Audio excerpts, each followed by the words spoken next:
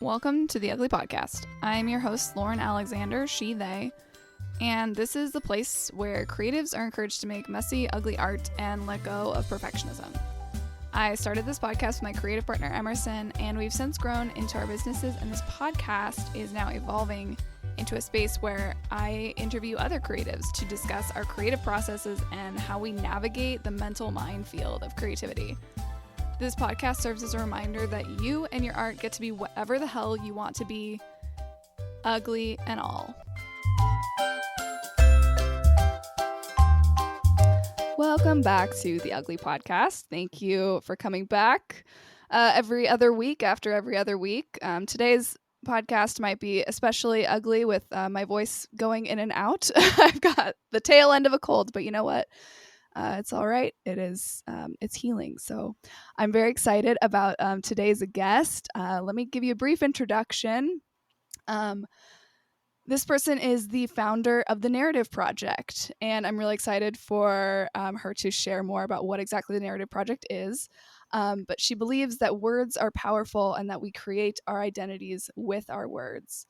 She has a bachelor's in English and theater education from Western Washington, a master's in marriage and family therapy, and her first memoir, Second Wind, One Woman's Midlife Quest to Run 7 Marathons on 7 Continents, was reviewed in O, Oprah's magazine, and highlighted on ABC's afternoon show. And she's written for Adventures Northwest, Psychology Today, and has her own blog, 7 Marathons, 7 Continents. She's been profiled in Fitness Magazine, The Atlantic, and The Washington Post. And today, she lives in Seattle, Washington, where she runs the Narrative Project, giving writers everything they need to get their books done. Oh, can you Wow. please? Yeah, that's a lot. Very accomplished. Would you please state your full name for us and your pronouns, please? Yes. Cami, Lynn, Ostman, and I go by she, her. Amazing. Welcome, Cami. Thanks. You don't have to call me Cami Lynn. Not unless you're mad at me. Oh, okay. All right. Sounds good. Welcome. So glad to have you on. You were one of the first people that started, showing me more about what it means to be a developmental editor, what it means to be a book coach, a creativity coach. I've learned so much from you. That's sweet. So first, let's talk more about the Narrative Project because I'm sure we'll be referencing it throughout. So tell us more about what the Narrative Project is and who it's for. Sure.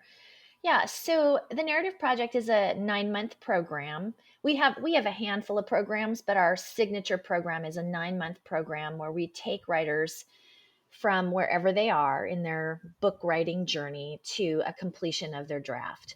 So we do this with classes, skills building classes, and critique groups, and retreats, and deadlines, and support, and it culminates at the end with an anthology, so everyone gets to come out with a publishing credit. So our program really gives writers everything they need to get their books done. Some writers come in with nothing but an idea. They have had an idea they've been noodling on for decades. And some come in with 70,000 words that they don't know what to do with. Mm-hmm. So, and everybody in between. So we really have crafted a program where we can take people from where they are, but they're stuck usually, to the next level so that ultimately they can get to publication.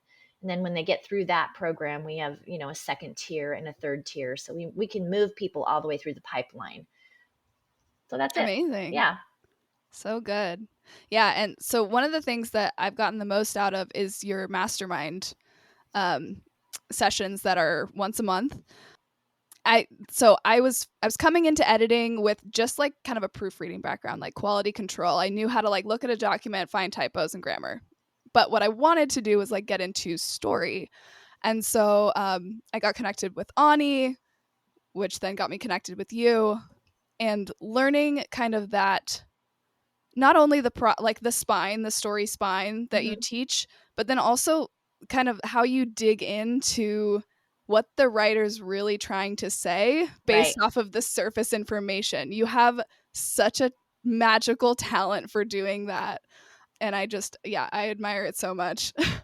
Thank you. It's been really fun. Ani, so for listeners, Ani started out as my administrative assistant and her role has grown to where she's lead coach and actually really should we say she's my handler because as the program has grown, we have so many balls in the air and things that we need to take care of, and she keeps me on track. But so the mastermind that you're talking about is a free monthly uh, 1 hour class, not really a class, it's a group meeting that we do throughout the whole year, and anybody in the community can come over and join us and get a sense of who we are as a community, and we choose one writer and we mastermind their book. And by mastermind, it's exactly what you're saying, Lauren. We just go in and listen to what the writer or the would-be writer, in some cases people haven't even really started, what they're wanting to write about. And oftentimes what they'll tell us is the plot. They'll give us the plot Hmm. points, and what we're looking for is what we call the guiding question. What is the main character really trying to figure out or understand or get to? And so by determining what that guiding question is and using the story spine, which we didn't invent, but we love it, Hmm. it's a really simple way to help people get at what their core message is and how they're going to get from their idea to the end of the book. And so it's not an outline, it's akin to an outline, but less structured than an outline and more structured than a bunch of sticky notes all over your Hmm. house. Right. Yeah. So Yeah. great. Yeah. Well, Narrative Project is such an amazing, amazing group. You do such good work. Thank I want you. to shift toward you. Oh, So tell me about your history with creativity. What was your connection to creativity when you were younger? mhm. And then kind of when did the writing and like more of this creative monster kind of take center stage in your life? Yeah. It's fun to talk about this because I think everyone has a story about where their creativity was either encouraged or squashed. Mm-hmm. And, for me, very early on, I can remember being in the first grade and our teacher giving us an assignment to draw a clown, or to paint, rather, paint a clown. And that one of the classmates was, there's sometimes these kids who have this innate sense of depth and, Mm-hmm. capacity to render something on the page. And there was a girl in my class whose clown looked like a clown. And the rest of us, our clowns didn't look like clowns. Mm-hmm. And so the teacher hung this student's picture up on the painting, up on the blackboard before we had whiteboards. And Mm-hmm. and as the example of, a really great example of a clown. But I mean, what that served for me was to realize that I couldn't paint. Mm-hmm. And so, and I think a lot of us have a story like that where we have a creative wound Mm-hmm. because Yeah. someone has criticized us. So, fast forward a couple of years, I was a quick reader and I learned to read and write very quickly. And uh, I went to the beach with my mother and my father shortly before their divorce. So the family was kind of in this um, difficult moment, and it was the ocean. I live in Seattle, and so we see you live in Seattle too, don't you? Mm-hmm. Yeah. Yep. Yep. So yeah. So we get to see the Puget Sound, and we see water everywhere, but I had never seen the ocean. So there at the ocean, as I as I climbed the hill from the campground into the ocean, and I saw this vastness, I was so overwhelmed with um, the enormity, and that you could see the curvature in the earth, and the sound, also the sound of the ocean Mm. blew me Oh yeah. away. And Roars. I was about 8 years old, so yeah, so it must have been second or third grade that this happened shortly after the painting, Mm-hmm. discouragement. And when by the time I went back to my tent, I just dove inside and grabbed a coloring book and a color crayon, and I penned out a poem, A B rhyme scheme, you Mm-hmm. know. And the relief that I felt in my body was incredible. It was like I, Mm. I rendered the inner experience in an outer way with the words. And I've since lost that poem. I don't know where it is or what it was. But I knew that I had to write. I knew that it was the way that I wanted to be able to express myself. And so, of course, I told everyone. I read the poem to everybody, and I'm sure they nodded politely and said, "Oh, that's nice." Right. You know, it was a child's poem, but um, but then immediately, you can imagine when I announced that I was going to be a writer, that immediately the grown-ups would say things like, "You'll never make any money at that," which is Mhm. like the dumbest thing in the world to say to a kid who doesn't even know how money works. I mean, I'd never Right. heard of the stock market, or retirement, and Right. so, except for two people in my life took me really seriously, and one person was my uncle Bruce, who said, "Well, great, Cami, you should be a writer." And he'd always wanted to be a writer. It's a dream I don't believe he's ever realized, unless he's doing it privately, which he may be doing. But Mhm. he bought me a subscription to the Writer magazine. It was I haven't seen it in a long time, or it might have changed names. But it came every month, and I would rush to the mailbox and get it because it was validation that I was a writer, and it was way over my head, you know, in the third, fourth grade, as you know. So, Right. but I would do my best with it, and I would look at the back and see the submissions page and think, one day I'm going to start to Mhm. submit things. And my great aunt Margaret also, who bought me a journal. So fortunately, I did have some people in my life who got behind the dream. It only really takes one or two people to It get does, behind the yeah. dream. And Mhm. truthfully, that's one of the reasons that the Narrative Project is such a near and dear to my heart business, because I get behind other people's dreams. And there are a lot of people who've had the dream of writing a book for, as I said, sometimes decades, who don't know or don't believe that they can do it, or even have a writing phobia because something like the clown picture happened to them with regard to their writing. Yep. Exactly. Yeah, it Yeah. just takes that one wound to feel like, nope, Yeah. the creative gene did not land on me. I Yeah. clearly don't belong Yeah. in this group of people. Yeah. Yeah. Which Yeah. have you read Big Magic, Elizabeth Oh, Gilbert's yes. book? A couple times. Yeah, just that idea of an uncreative person is laughable. We are Right. inherently creative. It is part of who we are. It's how we've evolved as a species. Yep. Yeah. Yeah. Agreed. And in fact, I now believe that creativity is something that extends to all areas of our lives, Mhm. even when it's not an artistic endeavor. Yeah. So, for example, with my business, I think of my business as a canvas Mm. that I am creating a gorgeous picture on. Mhm. Sometimes we have to get creative with our checkbooks. Right.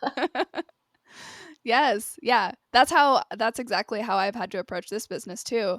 And it's also why I was so stagnant in my business when I first started it, because I didn't see myself in this creative camp. And Mm, so then when it came to creating mhm, content for marketing or mhm. sharing who I am, I just felt so stuck.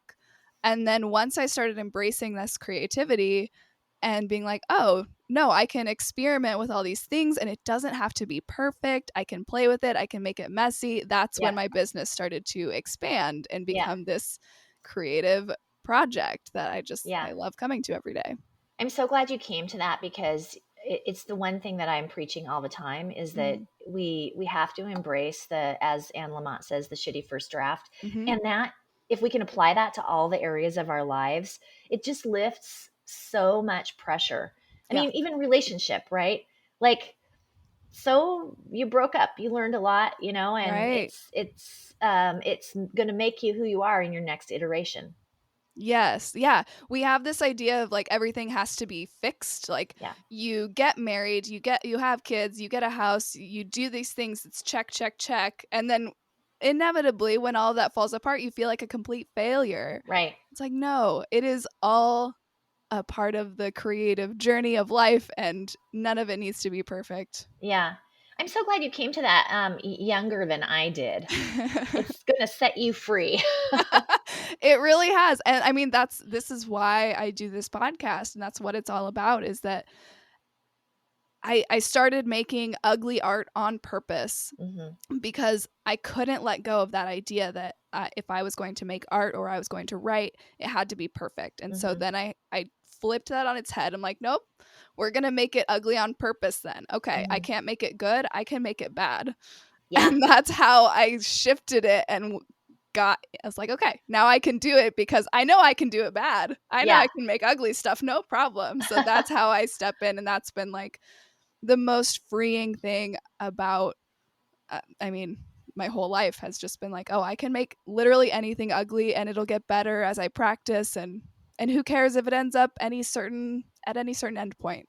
I love Um, that so much. My favorite quote of all time is G.K. Chesterton's quote that anything worth doing is worth doing badly. mhm, I love it because it applies to creativity and even to work, in a mhm, way, which, as you and I have just said, that even work is creative, but it applies to dancing or singing mhm. karaoke. I mean, all of these things And that I love to relationships. do, and relationships, Mhm, right? And if you're just shooting for your best version of bad, mhm. then I think, that's really all the universe can expect of you. I do have a cousin who leads tandem skydiving experiences, and he said that that's not true of everything. Yeah, I think anything life threatening might not apply here. Yeah. Yeah. Amazing. We have this idea that everything we do has to be good or have value. This belief leads us to burnout. It can hold us back from creating altogether. But in my Ugly Art 101 course, I break down these restrictive beliefs and lead you through exercises that intentionally subvert perfectionism and bring playfulness back into your creative process. You can get the first day absolutely free by going to my website, scribeandsunshine.com, and signing up on the homepage. Join me in my weird, ugly art revolution. Back to the show. So, when did you start writing your memoir? My memoir story is really interesting, Lauren, because I did it out of order from the Mm, way that most people do it. Most people live through a thing when they're writing mm, memoir, and then they think about the thing for a while, and then they write about the thing, and then they mm-hmm, publish the thing. So for me, it wasn't like that. I started running marathons when I think I ran the first one when I was around 36 or something like that. And I have to go back and read the book to remember for sure. But anyway, I ran the first one in Prague mm-hmm, and started writing about it and blogging about running. And then I ran the second one in Australia. So then I thought to myself, well, you've been writing about running and you've run them on you've run marathons on two different continents. Why don't you do one in your own backyard and knock off three continents? Then you'll only have four more. My yeah, plan was just to write about all of the continents and the marathons and to do race reports. But in the midst of all of that, I went to a writing conference, and really just for fun, I decided I would pitch the idea of a book about running a marathon on every continent. And the first agent that I pitched it to was not a runner. She had a terrible cold.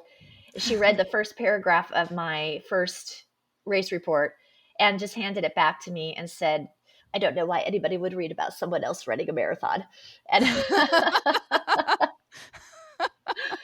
and I said, okay, but I had readers in my blog on my blog, so I knew some people would read it. yeah, The next person I pitched to was a an editor who was a runner. So mm, she wasn't an agent, she was an editor at a publishing house, and she was a runner. But she did say to me that she said, your writing isn't ready for publication. But she said, I do have a side gig where I coach writers, and I think you're a solid writer. But essentially, what she was telling me, Lauren, is that I needed to learn about the guiding question and the story spine. She didn't Mhm. use that language. I crafted some of that language that we use in the narrative project later. But Mhm. basically, what she is saying is that you need to figure out what your takeaways are for your reader.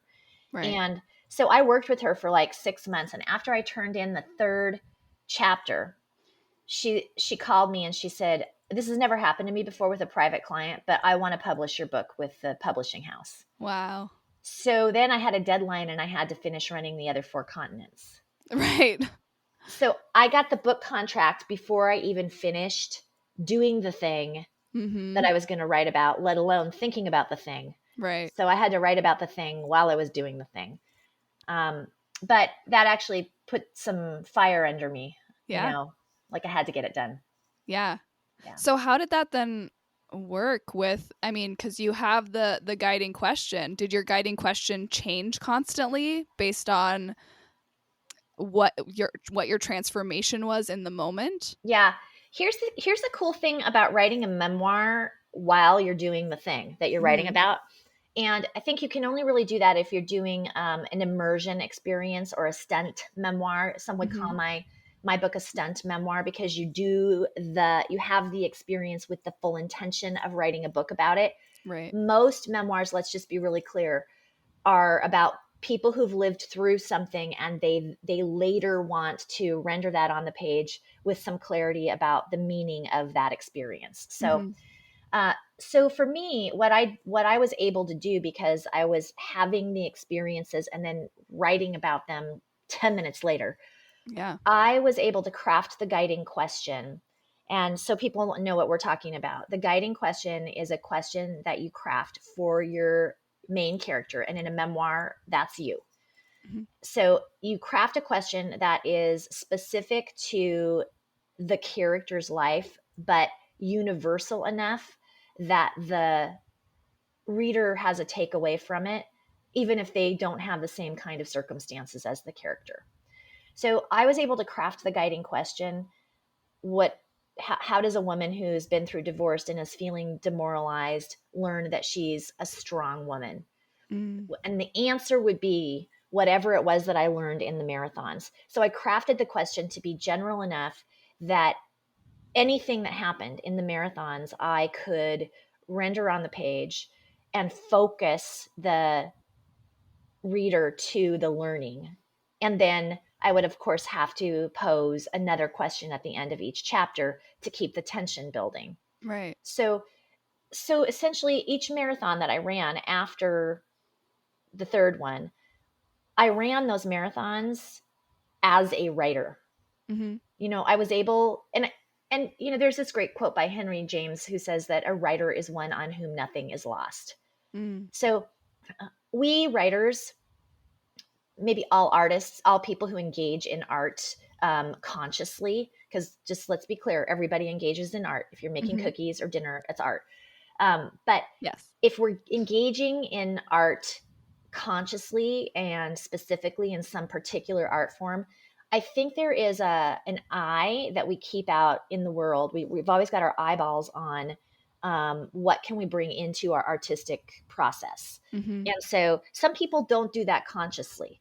They may end up doing it. They may end up cooking a dinner that's inspired by the amazing meal they had at a restaurant, but they might not be conscious about that. But we writers in particular, when we see something happen on a bus, city bus, or anywhere, what goes through our mind is, oh my God, that would be a great character. Or, Mhm. oh my God, let me write down that piece of dialogue or whatever. So as I was running, I was able to really pay attention to what happened in each race that might lend itself to uh, engaging with my guiding question. Mhm. Yeah.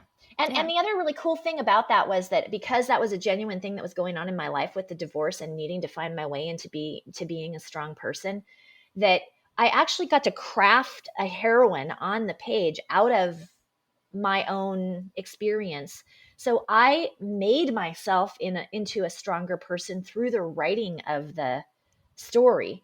I think much stronger and clearer about what I believe than I ever would have been had I just run the 7 continents and not had to render it on the page for a reader, if Right. that makes sense. Yeah, I love that the quote that you've said on your website and here, but as you write it, you become it. Yeah, Yeah, and that power that you can take your story and find your own meaning in it. It's right, not just about the events that are happening, it's about how you changed at the time and how as you're writing it, how you want to change going forward because you can right, still change the meaning right. as you're writing it. Yeah. I think one thing that a lot of memoirists get hung up on is that if they go for many years without writing about the thing they want to write about, the further away from an event you get, the more the meaning you pour into that event changes. Mm, So even now, when I go back and I look at Second Wind, if I were to write that book now from scratch, I would write a different book because I've grown so much right. that my eyeballs would be on different experiences, you Yeah. know, and I would have rendered um, particularly in Second Wind, the relationship with the man that I was with during that whole time. I would know something different about that relationship that ultimately we Right. would break up, you know. Right. And so, but I didn't know that at the time. So the book is a slice of time. It's a moment in time, and it's the author's understanding during their writing period of the slice of life that they're writing about. Hmm. Yeah. I Yeah. think the way you just described that is a really interesting thing to keep in mind with memoir too, especially like sharing your writing, sharing your story can be really daunting because you feel like it's a part of Yeah. yourself. Yeah. But you're right, it's a slice of time. It's not even a slice of you Right. that will exist separate from you, and you will grow and change separate from that book, and that book Yeah. will not always remain true to who you are. That's right. But that doesn't mean that it wasn't worth writing the book. Right. Right. And it doesn't mean that there isn't truth in it. Hmm. That all of the things in that book are are true. Hmm. And they still live in my consciousness. But there's been an additional growth. So I think what happens to a lot of writers is that they'll start writing their book, and then by the time they get to the second draft, and so I'm sure you've heard me talk about this, the 7 stages of from becoming a would-be writer to a published author. There's Hmm. this journey that we go on. And by the time you get to the second draft, what you've written in the first draft doesn't even feel true anymore. And a lot of Hmm. writers will feel kind of freaked out about that. Like, well, so what do I do? Do Hmm. I do I hold to the original meaning that I wrote when 6 months ago when I was younger, Hmm. or do I evolve the storyline right now? And what I say is that your original draft, your first draft, is going to be the catharsis draft. That is going to be where you are dumping on the page all of the things that you believe about the event or the character in the case of fiction Hmm. at the moment when you're writing it. And by the time you're done writing that catharsis draft, you will be a different person than you were when you started it. So now you're going to dive back into what I call the meaning making draft. And I'm saying draft as if it's one, but really Right. it's not quite It's this like the distinct. stage of writing. Yeah, it's the Yeah. stage of writing. And so diving into that second layer of meaning, now you're turning over every rock and looking at the little crabs scurrying around underneath, Yeah. Yes. yeah. So you're going to change, and then by the time you get to this, what I call the story making stage, you will be in a place where you're attending to the reader. Hmm. You're now looking away from the deep gaze of the story from your own perspective, and you're thinking about what the reader needs. So if you don't know that there are different stages, it can feel really freaky to Yeah. see that you've changed your mind about what you wrote. That's normal. Yes. That's a great thing to keep in mind. Yeah. So you teach that there are 4 pillars to successful creation. Let's dive into what those are. Yeah. Okay. Um so the 4 pillars of successful completion go like this. And these are for anything to this is I always say to the writers that I teach that I'm going to talk about this in terms of your writing, but these literally apply to everything in your life that you would like to complete, whether it Mhm. is uh, to get your house clean or to train for a marathon or to lose weight. It doesn't matter. You have to Mhm. have these four things in place to get it done. Yeah. So the first thing that you need to have is you need to have a stand. You need to be able to take a stand. So in writing, what this means is that you've got to know what you're talking about. You have to know what your guiding question is and why it matters to you.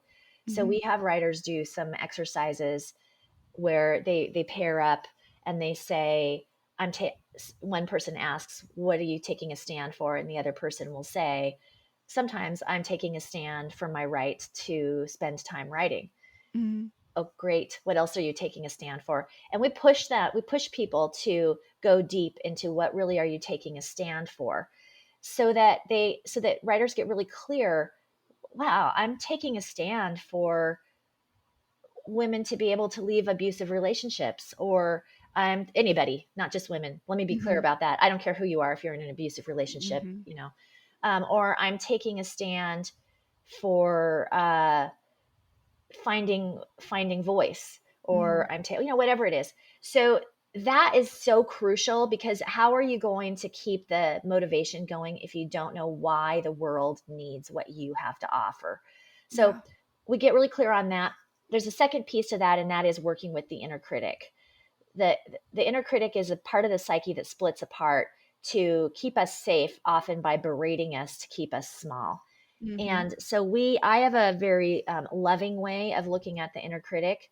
And I put everybody who comes through my program, my 9-month program, through the inner critic, a 6-week deep dive on the inner critic, because if we can't work kindly with the parts of us that are being mean, I don't believe in violence against the self. Mhm. So I don't believe that you can kick it out or kill it or whatever. You can maybe even divorce an inner critic, but you've got to do it peacefully. Yep. Yep. Collaborative divorce. Yep. So so the stand is one. The second one is skills. In order to be able to complete something, you really do need to know how to do the thing. Mhm. So, in writing, what that means is that you're going to want to study how to write dialogue, how to create a voice, how to make transitions, how to do a flashback, all of the different skills that you would need in order to write a story. You will need to know how to do. So skills building is the Mhm. second pillar. Um, the third pillar is structure. So structure is you really can't get things done without structure. So just look at my laundry room and you will know. I rarely get all my laundry folded because I don't have any structure built up around it. It's not on my calendar. It's not okay. So, but the areas of life where I have crafted structure, I will always get things done, and so will you. So we talk about both the structure of the content of your writing. So that's where the story spine comes in, knowing what your scenes are that you're going to be working on. Some people need an outline, some people need a spreadsheet. So we have different personality types, but everybody needs structure. Mhm. And then structuring your space where you're writing. Some people work really, really well at a coffee shop. I do. I love words in the air. The more words around me, the better. Some people can't work like that at all. So you've got to structure your space, and then you've got to structure your time. You must put your writing on your calendar. Mhm. It will not happen if it's not on your calendar for most of us. Yep. So it's not something that most of us are just like, hey, I think I'll write today. And then you might do that one day, but you're not going to do it repeatedly. So Oh it's got yeah, to go that's on your rare. calendar. Mhm. And then the last one is support and accountability. Mhm. So they're not exactly the same thing. Support is the people who hold you when you cry and say, "Okay, boo boo, it's okay. It's okay whether you do it or you don't do it. We love you." Mhm. Okay, you do need that, Yep. because there will be hard times in the writing journey, but you also need accountability, and that is the people who will be tapping their foot saying, "Turn that damn thing into me. I mean it." You know? Yep. So, we need both. Mhm. So those are the four pillars, and I'm just giving you the quick overview, but we have some strategies around each one of these. Mm-hmm. But if you do put these 4 pillars in place, it's a lot more likely that you're going to get something done. And by the way, it's the marathon that taught me this. I You was know, gonna ask, where did the pillars come from? And yeah, so the marathons. yeah, it came from training for a marathon because, Mhm.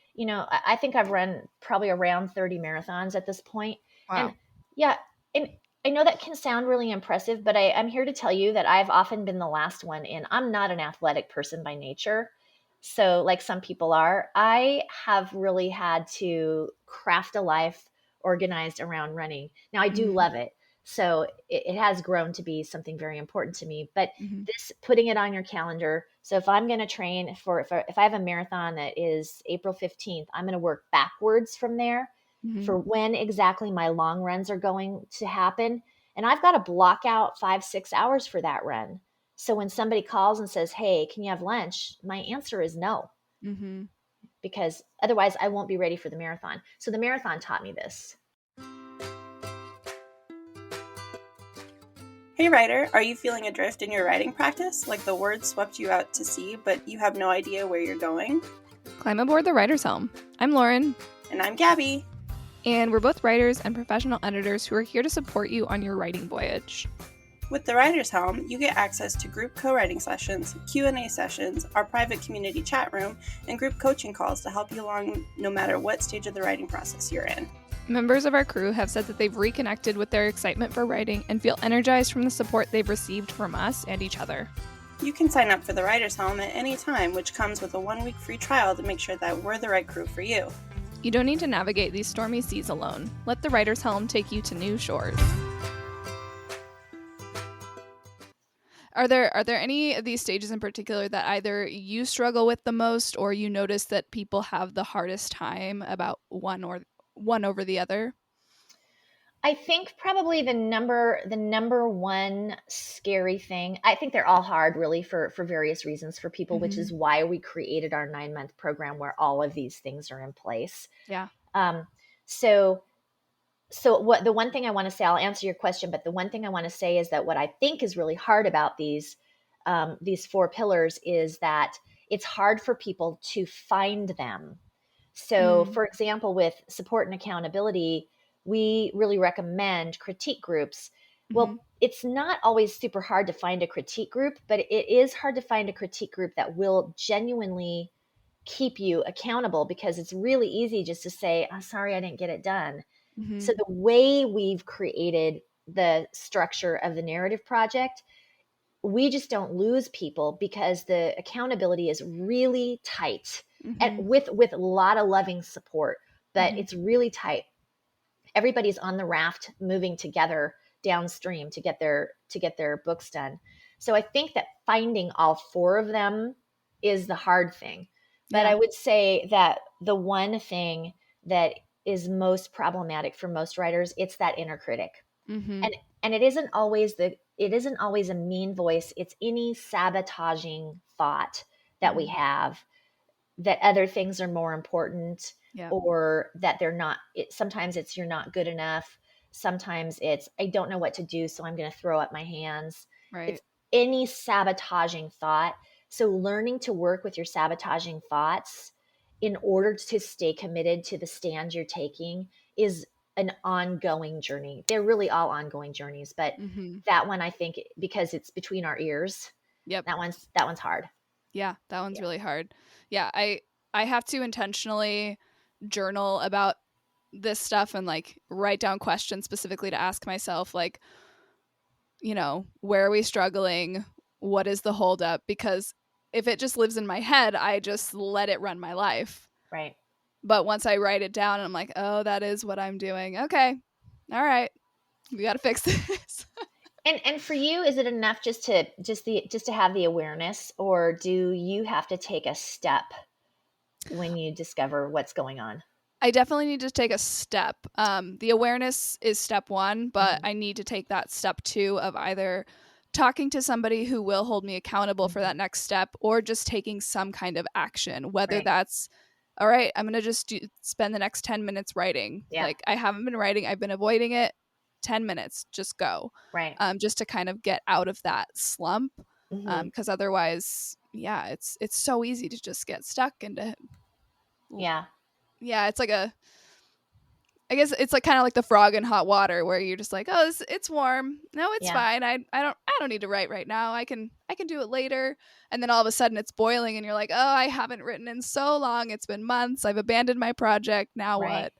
what? So Yeah. yeah, you gotta hop out of that water. You do. You have to hop out. Yeah. It's yeah, the metaphor that was coming to my mind as you were talking is like the kink in the hose. It's, if you just kink it a little bit, there's still a little bit of water coming through, but Hmm. it'll if it kinks up solid, then Hmm. there's nothing coming out. So you're writing about the dilemma, and then taking a step helps to unkink that hose, it sounds like. Yeah, Yeah. exactly. Yep. Mhm. Okay, so the last question that I ask people is, what is something ugly you've made recently? So, is there anything ugly that you have created recently that you'd like to talk about? And it doesn't actually have to necessarily have turned out terribly, but Uh-huh. maybe it did. Okay, I got it. I thought I was going to have to give myself a little longer to think about it, but it came to me right away. So you'll love this story. I have a piece of property in Eastern Washington. It's Mm, 20 acres that used to belong to my grandparents. And I recently purchased it from my aunt. It's just sagebrush and this mm, shitty old trailer that sits on it that's like 35 years old. uh-huh. And my grandmother was a pack rat. So the first thing I had to do was to haul all the stuff out of there and, take it to the dump. I sat on the idea of what to do with the trailer for a long time. And I thought I might have it hauled away. I thought I might have it completely restored, which somebody quoted me as being like $40,000. And I was like, my grandfather would roll over in Wow. his grave if I spent that much money on this little thing. And so finally one day when I was staring at it, I was over at the property, sitting on the deck that my grandfather had built, and I'm staring at this thing and I thought, you know, I'm just going to slap together a few repairs and so that I can sleep in it when I'm out here. And Yeah. so I thought, who could help me with this? I have three younger brothers, okay, and they've all been in construction in Mm, some way, shape, or form. Two of them are the kind of people who would want to do something right. mm-hmm. One of them will jimmy rig any damn thing. And I was like, that's the brother I That's need. him. So I called him and I said, you'll do a shitty job, won't you? And he said, oh, absolutely. So he came up to the property with me many times and we put a new floor in and I caulked all the corners and painted over the stains on the wall. And it looks a little better, but it's still pretty ugly. Oh, that's perfect. Amazing. Yeah. Oh, Yeah. it's so good. My thing that I've made that was ugly recently, I was working on a proofreading project that was a really fast turnaround. So I was proofreading like 5 hours straight, which is a lot for proofreading. That That's a lot. makes your brain go fuzzy. And then I had my writing group session immediately after that. And I was like, okay, well, I might as well sit here and write. But there was nothing coherent coming to my Coming. brain. So I just decided to be like, all right, I'm going to act like a dog at a dog park who's just like got the zoomies and is just like going. So I just start typing and it is just absolute nonsense coming out. And it's just brain goo. But then I ended up going on this very long rant about why typos are important and why they typos are kind of the little soldiers forging ahead in our writing so that we can eventually end up with a final draft. And if we didn't have typos, damn it, we wouldn't have any writing. And so That's it was true. this very long devotion to typos. I love it. The It was ode really to typos. Yep, yep. That's fantastic. I hope you can find some place to publish that. It's I great. I will actually. So I shared a snippet of it in my writing group, which I can pull it up right now. Yeah. And then one of the people in our writing group turned it into a funny little graphic. So it says, "All hail the victorious typo. May they die gracefully." And if they should survive the red pens of the many rounds of editing, then may they stand proud and laugh in the faces of trolls who snobbily say there, THEIR asterisks with their stupid little asterisks. We know the goddamn difference, but the typos snuck through their defenses and we honor their courage. I love it. That's my ode. That's so great. That's fantastic. That's free writing for you. You never know what's going to come out. You never know. Our brains are very strange and mysterious places, and I really appreciate they store a lot of things. They do.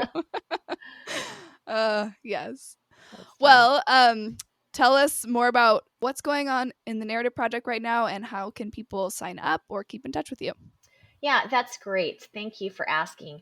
If people go over to thenarrativeproject.net, there are resources over there, and you can sign up for our mailing list. Right now, we've got a really fun inner critic quiz that's up and on the website, and it's one of the tabs actually at the top of the website at the moment, the inner critic quiz, so you can find out what kind of inner critic you're working with, and people are liking that. The thing that's really big right now is that we are enrolling for our 2023 9-month program. So if people are interested, if anybody who's listening is interested, if you have a book project that you're working on and you really want the support of a community and coaches and skills building classes and all of the things that are true of the 4 pillars of successful completion, then I would say head over to the Narrative Project and either sign up for a mastermind, because we do private masterminds as part of our enrollment process. It doesn't matter if you enroll with us or not. We love to mastermind your book because we strongly believe that we want writers writing their books because that contributes to the collective consciousness. We believe that writers are the change agents of the culture. So even though books are changing and publishing is changing, we believe that writers are the people who think deeply and ask questions, and we want you writing. So you can either sign up in the little pop-up that says schedule now, or you can fill out an application to the 9-month program, which does not obligate you to anything, but lets us know about your project. And then we can connect with you by phone or email and talk through whether or not it would be a good fit to work with us throughout the year. We're a really beautiful, fun, respectful, committed group of coaches at the Narrative Project. So I hope that people out there, if they have a book in their hearts, as Maya Angelou said, there is no greater agony than bearing an untold story inside of you. So please write. Yes, absolutely. Thank you so much for joining me, Cami. You're so welcome. It was great to be here. It was a lot of fun. Good. And thank you, everybody, for listening. As always, keep it ugly. The Ugly Podcast is created by me, Lauren Alexander of Scribe and Sunshine. It is produced and sort of edited, also by me, and written and directed by absolutely nobody. If you like the podcast, be sure to rate and leave a review on your preferred platform and share with the creative people in your life. If you're interested in learning more about what I do, head to scribeandsunshine.com to learn more about my Ugly Art 101 course, my perfectionism workshop, my editing services, and the Writer's Helm, which is an online community for writers co-captained by myself and Gabby Goodlow. As always, keep it ugly.